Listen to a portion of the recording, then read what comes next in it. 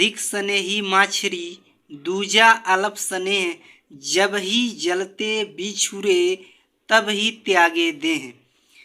कबीरदास जी कहते हैं कि मछली का बहुत अधिक प्रेम जल से होता है, उसके समान प्रेमी कम ही मिलते हैं। मछली जब भी जल से पिछुड़ती है वह तड़प तड़प कर जल के लिए अपने प्राण त्याग देती है। ठीक मछली की भांति सच्चा प्रेम करना चाहिए। सुमिरन मार्ग सहज का सतगुरु दिया बताए, सांस सांस सुमिरन करूं एक दिन मिलसी आए। कबीरदास जी कहते हैं सुमिरन करने का बहुत ही सरल मार्ग सतगुरु ने बता दिया है।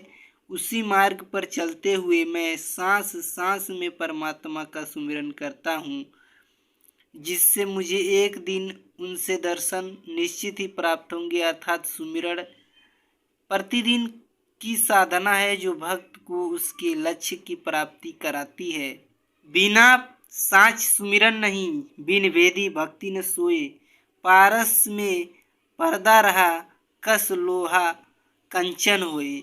बिना सत्य ज्ञान के सुमिरन नहीं होता, बिना गुरु के भक्ति नहीं होती। अर्थात सद्गुरु के बिना सार रहस्य कौन बताएगा, और जब तक सार रहस्य का ज्ञान नहीं होता सुमिरन करना निरर्थक है। जैसे पारसमणि पर पर्दा पड़ा है तो उसके स्पर्श से लोहा कदापि सोना नहीं बन सकता, वह पर्दा ही दोष है। उसी प्रकार यदि मन में ज्ञान का अभाव है तो साधन सफल नहीं हो सकती। उपज पहिने कापड़ा पान सुपारी खाए, कबीर गुरु की भक्ति बिन बांधा जमपुर जाए।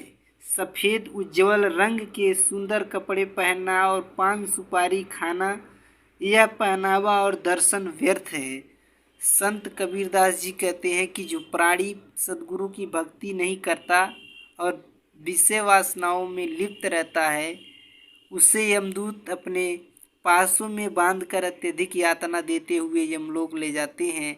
अर्थात उस प्राणी को नरक रूपी यातनाएं सतना होता है, नरक रूपी यातनाएं भोगना पड़ता है। बालपन भोले गया और जुआ महमंत, वृद्धपने आलस गयो चला परंते अंत। बाल्य काल भोलेपन में व्यतीत हो गया है, अर्थात अनजान अवस्था में बीत गया। युवा अवस्था आई तो विषय वासनाओं में गुजार दिया तथा वृद्ध अवस्था आई तो आलस में बीत गई, और अंत के समय में मृत्यु हो गई और शरीर चिता पर जलने के लिए तैयार है। जलने के लिए तैयार है।